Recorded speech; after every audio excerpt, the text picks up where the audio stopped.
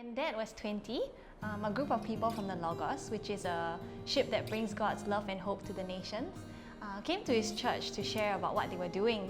And Dad was really inspired and encouraged, and so he decided to join for a couple of months. And one of the countries that they went to, he found out that out of 13 million people, only 2 were Christians. And so that really impacted him, and he decided to forgo his education in Canada to continue in missions. And so what started off as 5 months became almost 50 years by now. And one particular story that I remember, there was a lady called Gladys, and she was in India with her family, her husband, 2 sons and a daughter. And her husband and 2 sons were burnt alive, but she forgave all the people who killed her family. And through her life and her commitment to the people there, many came to know Christ. And sharing about the stories of these missionaries and their examples in how they live their life, along with your example and Mom's as well, I think it really challenged me that the gospel is worth living for and worth dying for. And yeah, there's no greater joy than in serving God in missions. And so I was just finishing JC then, and I would have a long period before uni started. And so we started exploring opportunities where I could serve in missions during that time.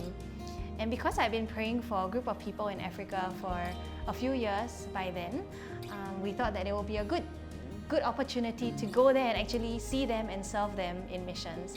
And so I ended up taking a gap year with Mom and Dad's support, and going to South Africa and Zambia with Operation Mobilization. So after she left for Africa, my wife and I received a phone call from the junior college to invite us to the school day, because Marian would be receiving some awards. And we thought, she's already in Africa, there's no point for us to go anyway. But then we were informed that she was the student of the year, and the teacher personally invited us to come. And when we got there, we found out that it wasn't just 1 award, but there were actually 4 awards. At the end of the graduation ceremony, I had several families coming up to us to congratulate us. And there was this particular family who said to me, "Your daughter has the world before her and yet has chosen to serve in Africa. That is very noble." And I was very proud at that time and very happy that she was there. Just before she left, she actually applied to study medicine at NUS.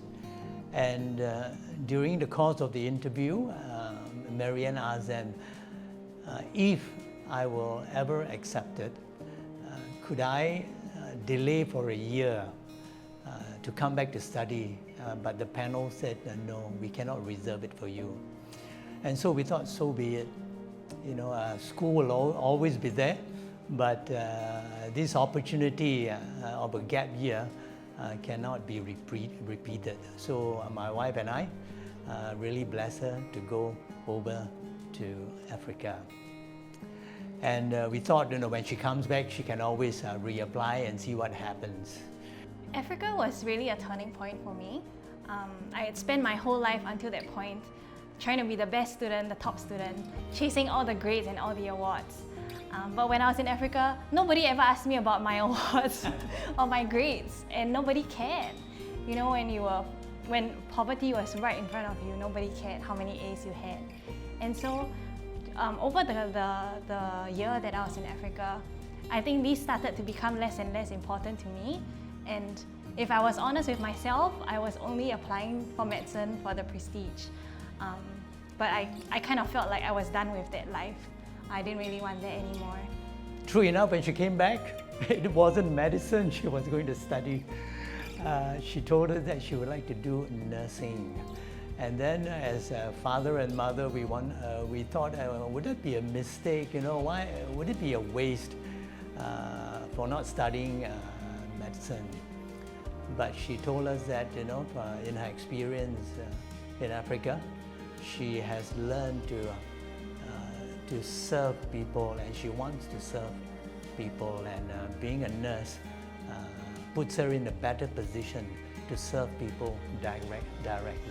So when she was in Africa, she told us that she would want to stay forever in Africa or come back and do nursing. Well, my wife and I discussed between staying in Africa forever at the age of 19 and coming back to study. We said, well, come back to study first. And when she came back, she studied nursing, and she excelled in it. And it was 10 years ago.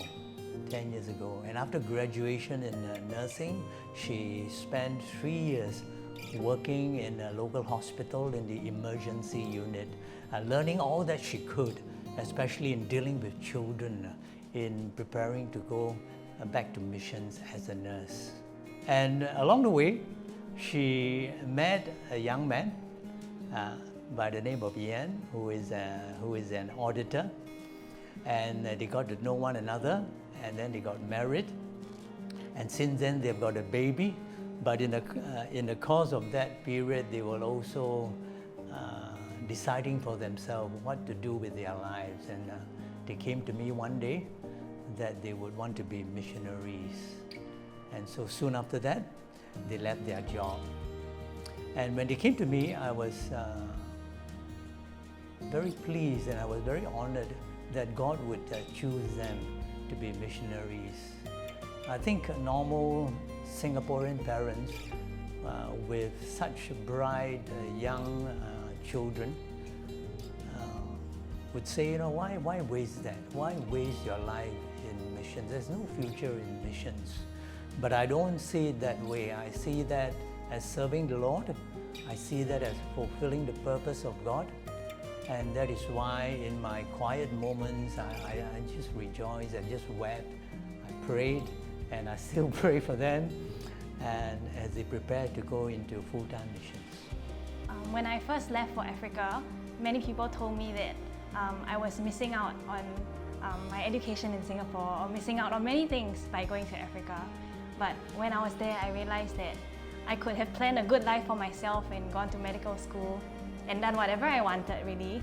But it was God's plan for me that was the best. We know we want the best for our children, and we want the best education, best career, best accommodation, best housing, best future.